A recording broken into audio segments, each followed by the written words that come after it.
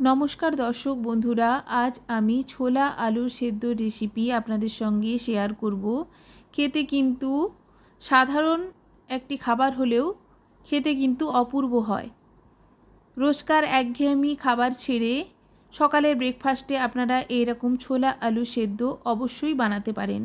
ছোলা আলু সেদ্ধ তৈরি করার জন্য ওভারনাইট ছোলাকে ভিজিয়ে প্রেসার কুকারে দিয়ে আমি দিয়ে দিচ্ছি দুটো মাঝারি সাইজের আলু। পরিমাণ মতো লবণ দিয়ে আমি ছোলা আলুকে সেদ্ধ করে নিয়েছি।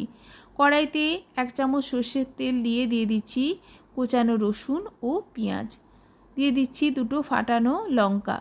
পরিমাণ মতো লবণ দিয়ে আমি পেঁয়াজ রসুন ও লঙ্কাকে ভাজা ভাজা করে নিচ্ছি। খুবই হেলদি অ্যান্ড টেস্টি একটি রেসিপি। প্রোটিন সমৃদ্ধ এই রেসিপিটা বাচ্চা থেকে বড় সবাই খুবই খেতে পছন্দ করবে। আপনারা অবশ্যই রেসিপিটা বাড়িতে ট্রাই করবেন। রেসিপিটা ভালো লাগলে অবশ্যই আমার চ্যানেলকে লাইক কমেন্ট অ্যান্ড সাবস্ক্রাইব করবেন। দেখুন, পেঁয়াজ রসুন আমার খুব ভালো করে ভাজা ভাজা করা হয়ে গেছে।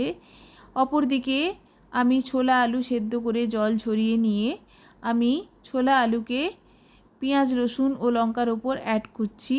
মিনিট 2 সময় আমি নাড়াচাড়া করে নিচ্ছি কড়াইতে।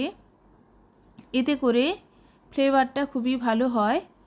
রসুন পেঁয়াজ ও লঙ্কার ফ্লেভারে এই সাধারণ খাবারটি খেতে কিন্তু অসাধারণ হয়ে ওঠে।